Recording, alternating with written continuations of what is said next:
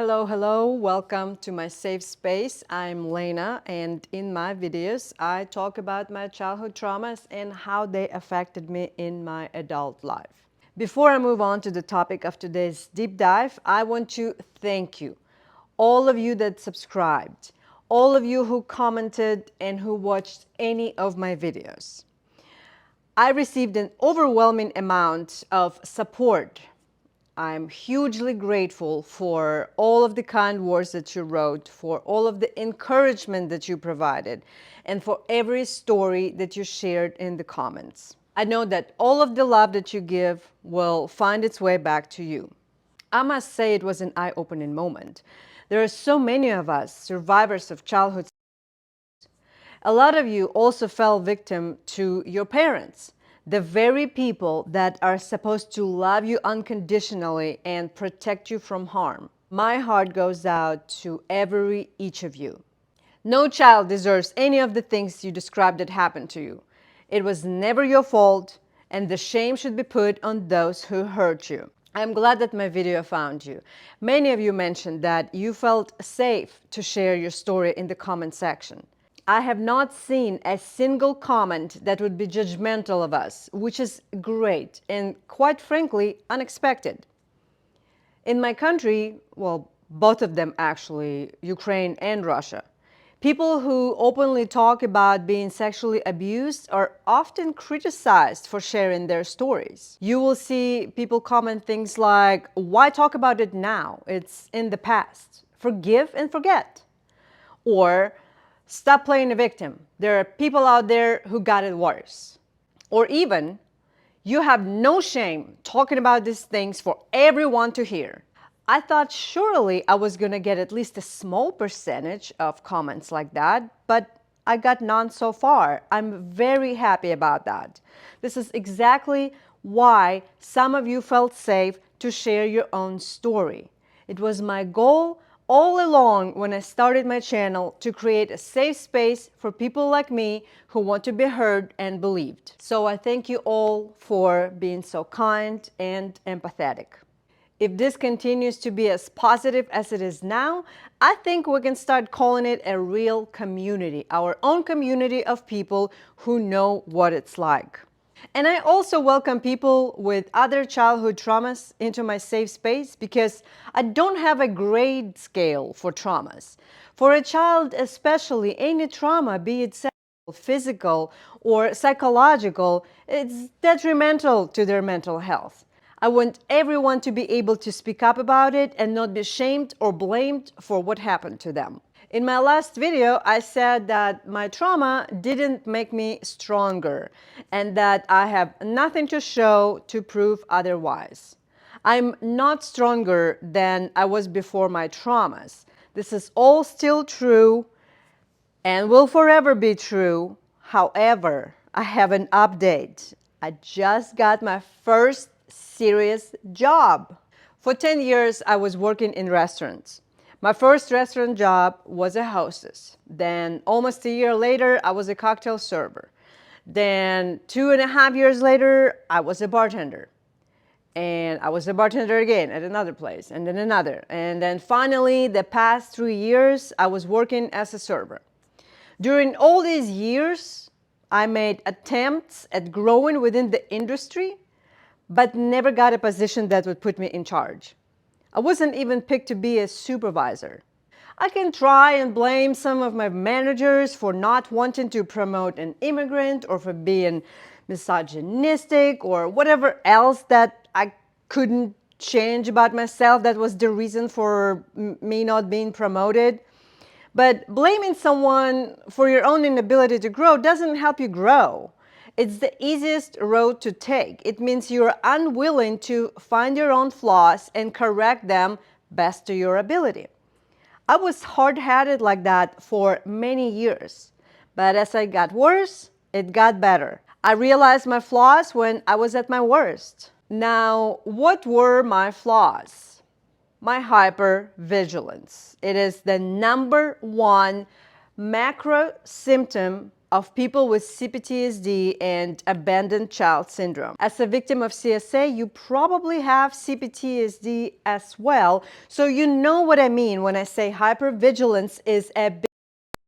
Why do I call it a macro symptom? Because it can be described by a list of array of symptoms. For instance, here are some of them that affect the way you perform at work. Overanalyzing situations, difficulty concentrating or staying focused, persistent anxiety or nervousness, quick temper, suspicion of others' intentions, feeling emotionally drained, trouble sleeping, racing thoughts, constantly looking over your shoulder, being aware of your surroundings and scanning for a threat. I know I showed all of the symptoms for the majority of my restaurant career. This is actually the first time I called it that, a career. I never thought it was going to become one. I wanted it to become a career, but due to my hypervigilance, I didn't have much growth until this month. I finally landed myself a managerial job. I am now a restaurant manager, not one of the floor managers. No, I am the manager, even though my title isn't technically GM, but I'm the only person who runs the show, who is managing the front of the house operations. Crazy, right? I went from I give up on this whole restaurant thing to if I go back to work in a restaurant, it better be a manager position. I updated my resume, tweaked some terminology, and applied to about 10 restaurants in my area. And the one that called me in for an interview was the one I thought I had no chance at. I thought they would never call me back. Their salary range was by far the highest on the market from all the offers that I've seen. The restaurant itself was the nicest of all that I applied to. And as I already mentioned, I was going to be an equivalent of a general manager. For reference, I applied for an assistant manager position at a chain restaurant. And I also applied for a supervisor position at a golf club restaurant. None of them called me, by the way. The job I got was waiting for me. And here's the kicker. I attribute me getting this job to my ability to kick my trauma's ass. First, I started this channel, and then 2 months later, I became a manager of a mid-scale restaurant in the center of DC. What is it if not separating myself from my trauma? I know I'm a lot healthier mentally than I've ever been. I haven't relapsed in 2 years, and I know what to do if it happens. See my video about 5 steps to heal from childhood trauma. I'm ready for this next chapter in my life. I was nervous at first. I just got my training finished by the time this video is up. This beginning phase at a new job is always the hardest for me, and it's always a risk territory for my mental health. But I gotta say, I'm not the same anymore. The last time I started a new job was right before my last relapse, 3 years ago. I'm nowhere near the mental state I was in back then. I'm calm, I keep my composure, I don't overthink what my boss thinks of me, I'm not afraid of being fired. If I don't show hypervigilance symptoms now, when I'm at my most vulnerable, I doubt I will get them later at this job. I'm actually pretty amazed at how well I'm handling it. I think I can say this is proof I'm bigger than my trauma. My dad tried to ruin my life, but he failed, just like he failed at everything else. I learned how to breathe underwater, came out alive.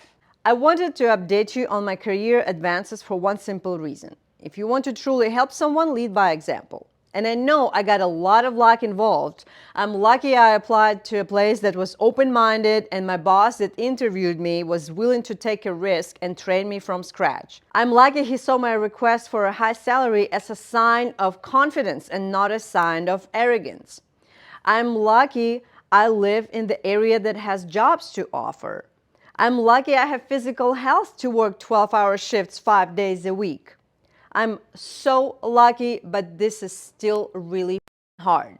Because me getting this job is the result of years of work on myself, years of self-analyzing, years of self-therapy, years of educating myself on my own diagnosis, and years of fighting my demons. Let's see what life brings, but this year is going to get busy. I'm still going to upload a new video once a week like I was before.